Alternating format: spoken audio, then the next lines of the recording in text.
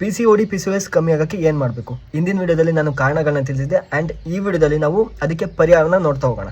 ಮೊದಲನೇದಾಗಿ ನಿಮ್ಮ ಡಯಟ್ ಅಂದ್ರೆ ಆಹಾರದಲ್ಲಿ ಏನು ಚೇಂಜಸ್ ನ ಮಾಡಬೇಕು. ನೀವು ಕಾರ್ಬೋಹೈಡ್ರೇಟ್ ನ ಕಮ್ಮಿ ತಿನ್ನಬೇಕು. ಈ ಅಕ್ಕಿ, ಗೋಧಿ, ಮೈದಾ ಇವನ್ನ ಕಮ್ಮಿ ಮಾಡಬೇಕು. ಮತ್ತೆ ಪ್ರೋಟೀನ್ ಜಾಸ್ತಿ ತಗೋಬೇಕು, ಫೈಬರ್ನ ಜಾಸ್ತಿ ತಗೋಬೇಕು. ಇವೆರಡು ನಿಮ್ಮ ದೇಹದ ಆರೋಗ್ಯನ ಮತ್ತೆ ಹಾರ್ಮೋನ್ ಲೆವೆಲ್ನ ರೆಗ್ಯುಲೇಟ್ ಮಾಡ್ತವೆ. ಮತ್ತೆ ಸೀಡ್ ಸೈಕ್ಲಿಂಗ್ ಅಂತ ಕರಿತೀವಿ. ಈ ಅಕ್ಸೆ ಬೀಜ ಆಗಿರ್ಬೋದು, ಸೂರ್ಯಕಾಂತಿ ಬೀಜ ಆಗಿರ್ಬೋದು, ಮತ್ತೆ ಕುಂಬಳಕಾಯಿ ಬೀಜ ಆಗಿರ್ಬೋದು, ಇವನ್ನೆಲ್ಲ ತಗೊಳ್ಳೋದ್ರಿಂದ ನಿಮ್ಮ ಈಸ್ಟ್ರೋಜನ್ ಮತ್ತೆ ಪ್ರೊಜೆಸ್ಟ್ರಾನ್ ಬ್ಯಾಲೆನ್ಸ್ ಆಗುತ್ತೆ. ಇದರಿಂದ ನಿಮ್ಮ ಪೀರಿಯಡ್ಸ್ ಆಗಕ್ಕೆ ಸಹಾಯ ಆಗುತ್ತೆ. ಮತ್ತೆ ಎರಡನೇದಾಗಿ ಎಕ್ಸಸೈಸ್. ನಿಮ್ಮ ದೇಹದ ತೂಕ ಜಾಸ್ತಿ ಇರ್ಬೋದು, ಇದನ್ನ ನೀವು ಕಮ್ಮಿ ಮಾಡ್ಕೋಬೇಕಾಗುತ್ತೆ. ನೀವು ಇದಕ್ಕೆ ಯೋಗಾಸನ ಮಾಡ್ಬೋದು, ಮೆಡಿಟೇಷನ್ ಮಾಡ್ಬೋದು. ಯೋಗದಲ್ಲಿ ನೀವು ಈ ಆಸನಗಳನ್ನ ಪ್ರಾಕ್ಟೀಸ್ ಮಾಡಬೇಕಾಗುತ್ತೆ.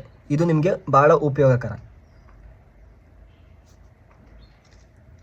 ಮತ್ತು ಮೂರನೇದಾಗಿ ನಿದ್ದೆ. ನಿಮ್ಮ ಕಾರ್ಟಿಸೋಲ್ ಲೆವೆಲ್ ಜಾಸ್ತಿ ಆಗಿರೋದ್ರಿಂದ ನೀವು ಅಲರ್ಟ್ ಜಾಸ್ತಿ ಆಗಿರ್ತೀರಾ. ಸೊ ನಿಮಗೆ ನಿದ್ದೆ ಪ್ರಾಬ್ಲಮ್ ಆಗ್ತಾ ಇರುತ್ತೆ. ನಿಮ್ಮ ಘಟನೆ ಚೆನ್ನಾಗಿ ಇಟ್ಕೊಳ್ಳಿ. ಸೊ ಅದು ಸೆರೋಟೋನಿನ್ ಪ್ರೊಡಕ್ಷನ್ ಮಾಡುತ್ತೆ. ಸೆರೋಟೋನಿನ್ ಇಂದ ಮೆಲಟೋನಿನ್ ಆಗುತ್ತೆ. ಮೆಲಟೋನಿನ್ ನಿಮಗೆ ನಿದ್ದೆ ಬರೋಕೆ ಹೆಲ್ಪ್ ಮಾಡುತ್ತೆ. ಸಾಧ್ಯವಾದಷ್ಟು ಈ ಜಂಕ್ ಫುಡ್ ಇಂದ, ಈ ಫ್ರೈಡ್ ಫುಡ್ ಇಂದ, ಪ್ಯಾಕೆಟ್ ಐಟಮ್ಸ್ ಇಂದ ನಿಮ್ಮನ್ನ ನೀವು ದೂರ ಇಟ್ಕೊಳ್ಳಿ. ಮತ್ತೆ ಶುಗರ್ನ ಕಮ್ಮಿ ತಗೊಳ್ಳಿ. ಒಳ್ಳೆ ಡೈಲಿ ರೋಟೀನ್, ಊಟ, ನಿದ್ದೆ, ಎಕ್ಸಸೈಸ್ ಇವು ಮೂರನ್ನು ಸರಿ ಮಾಡ್ಕೊಳ್ಳೋದ್ರಿಂದ ಮಾತ್ರ ನೀವು ಈ PCOD PCOS ಇಂದ ಆಚೆ ಬರೋಕೆ ಸಾಧ್ಯ. ನಿಮ್ಗೆ ಇದ್ರ ಸಂಬಂಧಪಟ್ಟಂತೆ ಯಾವುದೇ ರೀತಿ ಡೌಟ್ ಇರ್ಬೋದು, ಯಾವುದೇ ರೀತಿ ಸಹಾಯ ಬೇಕಿದ್ದಲ್ಲಿ ನೀವು ನನ್ನ ಸಂಪರ್ಕಿಸಬಹುದು. ಹೆಚ್ಚು ವಿಡಿಯೋಗೋಸ್ಕರ ನಿನ್ನನ್ನು ಫಾಲೋ ಮಾಡ್ಕೊಳ್ಳಿ. ನಿಮ್ಮ ಫ್ಯಾಮಿಲಿ ಫ್ರೆಂಡ್ಸ್ಗೂ ಶೇರ್ ಮಾಡಿ ಮತ್ತೆ ರಿಪೋಸ್ಟ್ ಮಾಡೋದು ಮರಿಬೇಡಿ. ನಿಮ್ಮ ಆರೋಗ್ಯ ನನ್ನ ಆದ್ಯತೆ.